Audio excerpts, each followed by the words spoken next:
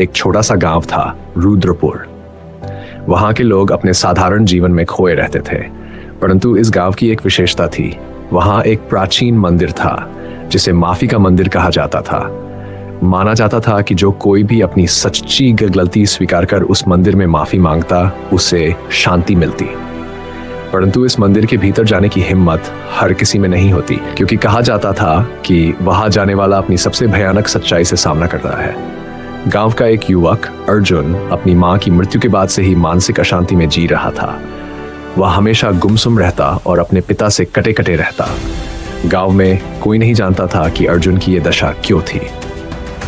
एक दिन एक वृद्ध व्यक्ति ने अर्जुन से कहा, बेटा, तुम्हारी आंखों में गहरी पीड़ा है। अगर तुम्हारे दिल में कोई बोझ है तो माफी के मंदिर में जाओ, शायद तुम्हें शांति मिले। अर्जुन ने निर्णय लिया कि वह मंदिर जाएगा।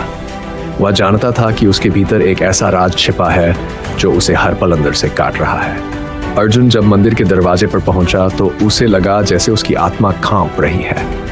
मंदिर का दरवाजा भारी था और उस पर लिखा था, केवल वही प्रवेश करे जो सत्य से सामना करने की हिम्मत रखता हो। अर्जुन ने दरवाजा खोला। अंदर घुप अंधेरा था, पर जैसे ही उसने पहला कदम रखा, अचानक मंदिर के भीतर दीप जल उठे। एक गहरी आवाज गूंजी, कौन हो तुम और क्यों आए हो? अर्जुन घबराया, पर उसने हिम्मत जुटाकर कहा, मैं अर्जुन हूं। मैं यहाँ अपनी आत्मा के बोझ से मुक्त होने आया हूं। आवाज फिर गूंजी, सत्य का सामना करने के लिए तैयार हो?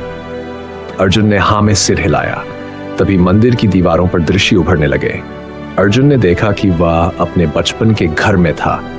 उसकी माँ और पिता जगड़ रहे थे। उसकी माँ रो रही थी और अर्जुन गुस्से में चिल्ला रहा था। अचानक उसने अपनी माँ को धक्का दिया और वह सीढ़ियों से गिर गई। अर्जुन के हाथ कांपने लगे। वह चीख पड़ा, ये झूठ है, मैंने ये नहीं किया। मंदिर की आवाज शांत हो गई। दीवारों पर दृश्य बदल गए।